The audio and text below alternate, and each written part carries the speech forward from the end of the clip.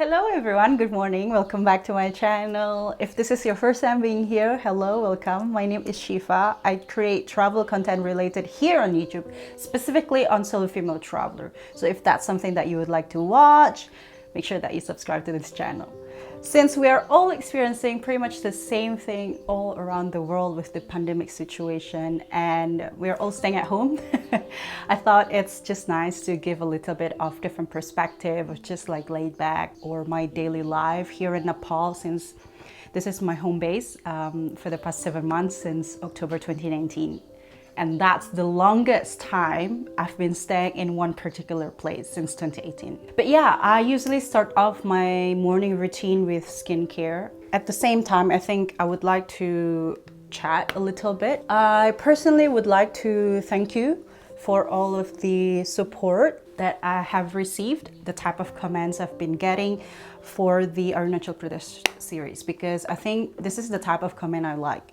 The type of comment that creates conversation around the content that I create, around the culture that I try to showcase, the history that I try to study and to inform that in the video. Also the people that I interact with. And this kind of thing motivates me so much to keep creating more in the future. So it's like as if your intellectual work are acknowledged rather than just your look. That brings me to a little bit of rant. Let's cut to the chase. Last night I received a message from random person on Instagram. But anyway, I was looking for something and then I stumbled upon this message. To my surprise, wait for it, this person online sent me his genitals photo. 3 of them, not 1, not 2, but 3, to my DMs or direct message on Instagram. I don't know like what's in the world, what's on his mind, but also I'm not only mentioning about this specific issue. It's also something that I've noticed, how being a female solo traveler, being a solo content creator as a female online, you just got a lot of, bad shit. It's just like so many of the comments are men flirting in the comment section, and you've tried so hard to prove yourself that it's not only about the looks, but at the end it's as if like it doesn't matter as long as you look good and you're fine. And that's not okay. It's upsetting me because I realize it's not only me, and I've seen a lot of other female solo creators receive this kind of same treatment. And also the kind of assumption that we get, we sell our bodies so that we're able to travel the world.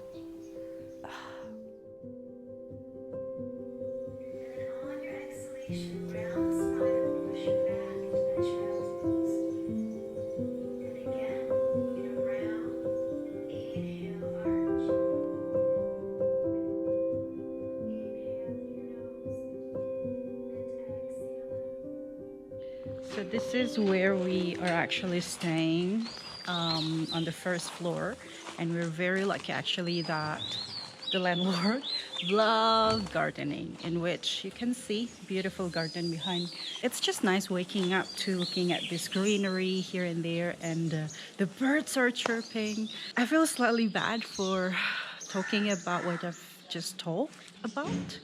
It's weird because it should be about addressing this very important issue, in which that I want to educate a little bit about how it's okay and not okay on social media, what kind of respectful comment it should be on online platform. Okay. Well, I'm being directed as to what to do. Well, this is my video. Yeah, this is natural life. Okay, hello everyone. From the last video, you are asking who is this person in the video. Probably he needs to introduce himself. Well, what do you want me to say? I don't know. So, okay, this it's so weird to talk about that on the camera. Oh, we are a couple. Oh, here's my boyfriend. Yeah, anyway, so we've been together for a little bit over a year, right? Yeah. Yes. About 13 months or something.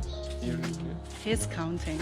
We are heading out to get bakery and a little bit of groceries, and The bakery is our daily routine because There's a bakery nearby us that does like the best croissants ever. Yeah, not only It's Nepal. Yeah, yeah, it's just everywhere we've everywhere. encountered. The hard lockdown is implemented in Nepal, but it seems like people are starting to go out a little bit more in the morning and certain hours in the afternoon as well. So a lot of fruit sellers like this are available in Kathmandu, and that's how we usually get our fruit. And then just around the corner right there, that's where we get our bakery. Usually we do eat that here, but since it's closed, they only do takeaway. Say that. Plain croissant cha? Cha. Duita? Ni Yota chocolate? I don't want a chocolate. You don't want. Chicken patty China di?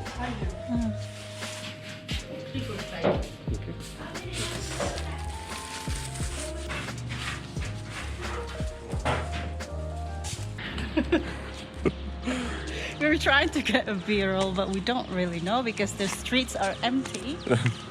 What do we do? I mean, actually, the streets were a lot more empty. Yeah. Like, so the first day of lockdown, no one knew really what was going to happen, and the government didn't really say what would be open. So they told us about the lockdown at, it was like March 21st or something. And it was at 8 p.m, just after 8 p.m. that they told us. And most supermarkets close at 8 p.m. So I like ran out and bought some supplies. Anyway, after a few days, like the big shops started to open gradually, and now like they've relaxed some rules, so there's quite a lot of people out and about now. It's crazy that we're so used to not having seen anything or anyone on the road, and we're used to staying at home, and then you suddenly meet other people and you forgot that there are other people. And it's a bit difficult to know what's going on in Nepal, to be honest. Because it's not got the most developed healthcare systems and stuff, so... And also the news is not something that we can rely really on. Recently there has been 2 cases of people that passed away due to the virus. Yeah. But at the same time, it is believed that people who are experiencing the symptoms, they're not able to go to the hospital, I think. Yeah, well, I think They don't have the facilities to deal with that. Yeah, and I think there's a general fear of just going to hospital here.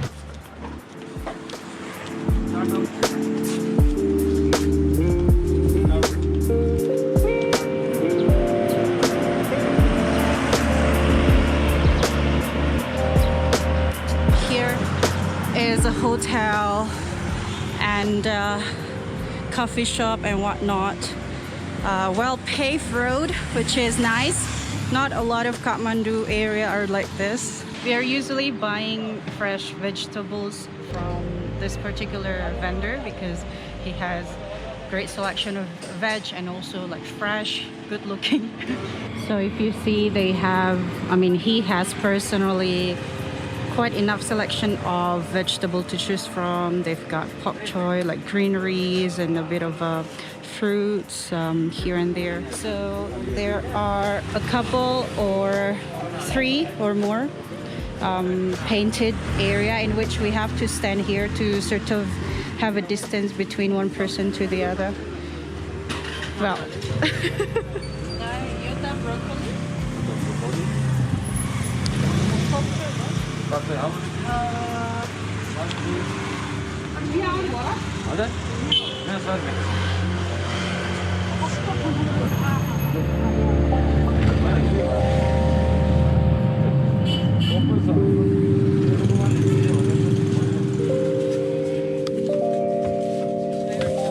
It's okay.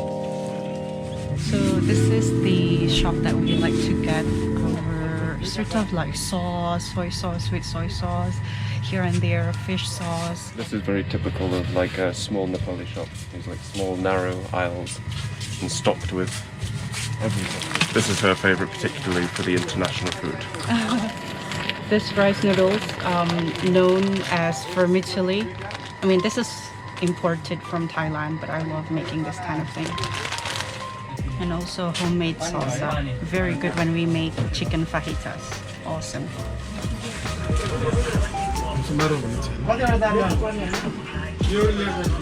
So that was a bit of groceries. It seems like bakery are also starting to open up, pretty much. Essential shop like bakery, groceries, things like that. Other than that, it's all closed. We're talking about that. I'm gonna go get a chocolate muffin because they look nice. Oh, okay. Namaste. Got some biscuits, plain donuts, another croissant. How much do we spend on that muffin? 70 rupees. Muffin was 70, and then the tortilla, salsa, and the rice noodles cost us what, 400 rupees? 700. 700. Okay, 700 is about It's about $5 $5 to $6, and the veg was what, 90 rupees, less than $1. So definitely, if you're being very cheap in Nepal, it's easy because you can just live off fresh vegetables. The only thing that is expensive, the only reason it was 700, which still isn't that expensive, is because it's like imported food. Yeah, that So- tortilla specifically that we bought was imported from the UAE. And if you don't know, a lot of Nepalese are working abroad. A lot of them are in Nepal, in the UAE, in Malaysia. What else? Hey guys! Hey! Workshop is open! Yes, it is! Hello! So if you have seen this kind of sort of shrine, there are many of them in many of the residential area in Nepal. We stay in Lalitpur, so it's like in the outskirts of Kathmandu, but that's where people pray. So it's spring, and you can see beautiful and colorful flowers right here. We try to be responsible, and being a responsible adult during this time means that we are staying at home. So we don't go out unless it's necessary, and I think that's the best way to contribute in mitigating the risk and flatten the curve. There are many people who are experiencing this very badly because a lot of the times in many Asian countries, including Nepal, Indonesia, the problem is not so much about the pandemic situation actually. The problem is how people can cope with the economic situation in which they're able to support themselves, to feed themselves on a daily basis. And in reality, people, a lot of families are suffering from that. Yeah, we are so very grateful in that sense, right? Oh, hello. Oh, he knows that we're recording. Oh, hello.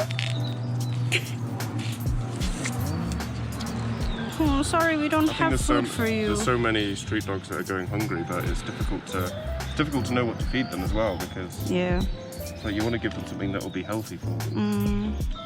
Bye. This one looks like it's only like a month old. There is a building like this in this kind of area, which means it's more in the upscale area where apartments are, you know, sort of available for people who can afford it, because this area have a lot of embassies, UN office, so a lot of expatriates actually, right? In Kathmandu specifically, if you are looking for an apartment like long-term stay, avoid Airbnb because that could be expensive. There's this Facebook group called Kathmandu Expat, and usually we sort of ask the exact location we want to reside in Kathmandu area, and also the price range that we have, and sort of bits and pieces that we require for our apartment. And I think that kind of apartment may cost, especially if there is a good interior and furniture, it can cost $900.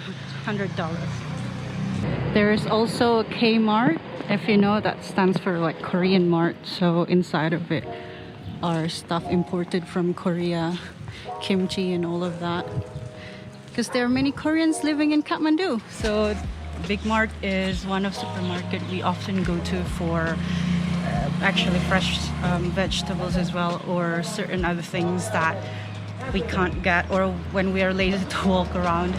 It's pretty convenient, and that's where Nepali usually go as well.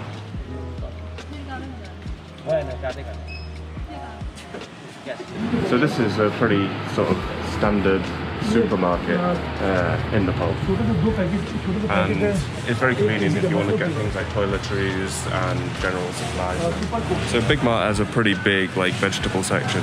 They supply pretty much every day, which is really good. Here we have like frozen stuff, ice cream and chips and frozen meat, as well as like dairy stuff.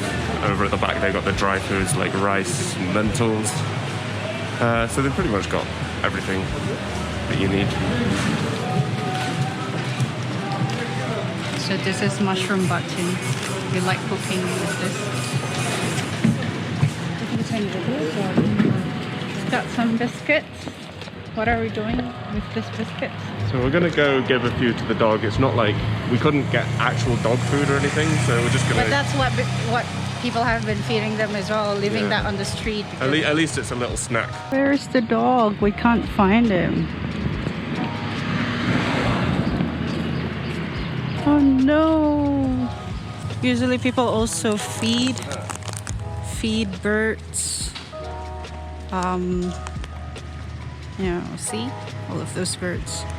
We found a doggy. I don't know if you can see that puppy. Oh, hello, puppy. Oh, look at him. Oh, do you want some biscuit? Do you want to open it? Oh, look at him. Sit. Look at the bow. Oh, look who's excited.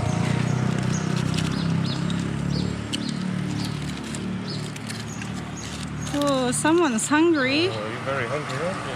Oh, poor doggy. I'll break this up. Look at the tail. Oh dear. Is that enough? Shall we leave some more? Oh, leave some more for him. Oh, hello. So this is our landlord residential. Anyway, but I just love the garden. They do gardening every single day. Look at those, all of these flowers. Beautiful, beautiful. So this is the croissant that I told you about. Oh, look at that. Crunch. It's like soft in the inside and very crispy on the outside.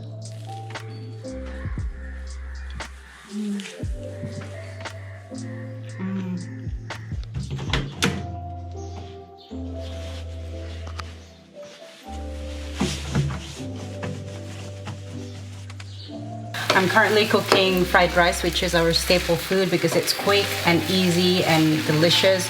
We usually put extra veg, extra mushroom, and a little bit of here and there if you want to feel extra. This is our lunch/dinner.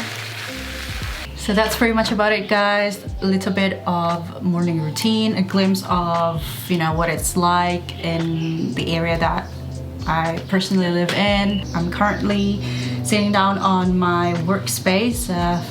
Got myself some tea, and I'm planning to edit on the video, editing on this. If you like this kind of video, I usually post earlier on Patreon. So Patreon is a membership account for those of you who believe in the work that I do and who have the means to support more. Everything you need to know, it's in the description box. Thank you so much again for watching. Don't forget to like, comment, and subscribe to this channel. Let me know what you think. Do you like this video? Do you think this is too easy peasy? What do you like to see? I'll try to read and take that into account. And I'll see you again in my next video. Bye!